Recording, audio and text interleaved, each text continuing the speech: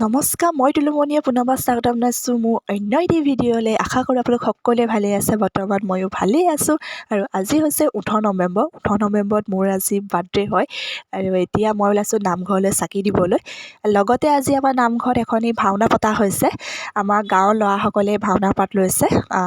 আৰু আমাৰ এখন নামঘৰত তোৰণ বনোৱা হৈছিলে। আজি সেই তোৰণ উদ্বোধনো কৰিব। লগতে সেইকাৰণে ৰাতিলৈ এখন ভাওনাও পতা হৈছে।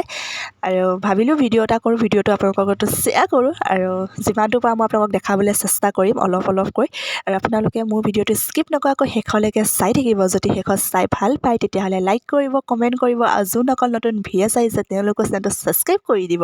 আৰু মোৰ এইবাৰ বাৰ্থডেটো পতা নহ'লে, যিহেতু আজি ভাওনাখন হৈ গ'ল। সেইকাৰণে ভাওনা বুলি মানে কি আৰু ইটো সিটো কৰি থাকোঁতে সময়টো নাইকিয়া হ'ব। আৰু মাহঁতেও সময় নাপাব, নামঘৰতে থকা হ'ব। সেইবাবে বাৰ্থডেটো পতা নহ'লে। বাকী ব'লক এতিয়া ভিডিঅ'টো আৰম্ভ কৰোঁ।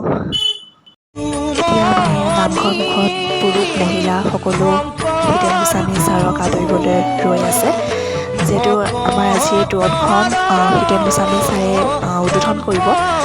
আৰু দেখিছে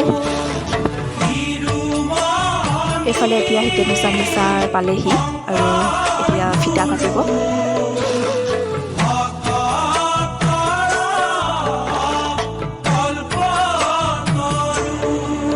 এতিয়া ইয়াত চাকি জ্বলাই আছোঁ। আৰু এইফালে আমাৰ এতিয়া নামঘৰীয়াই নাম প্ৰসংগ কৰিছে।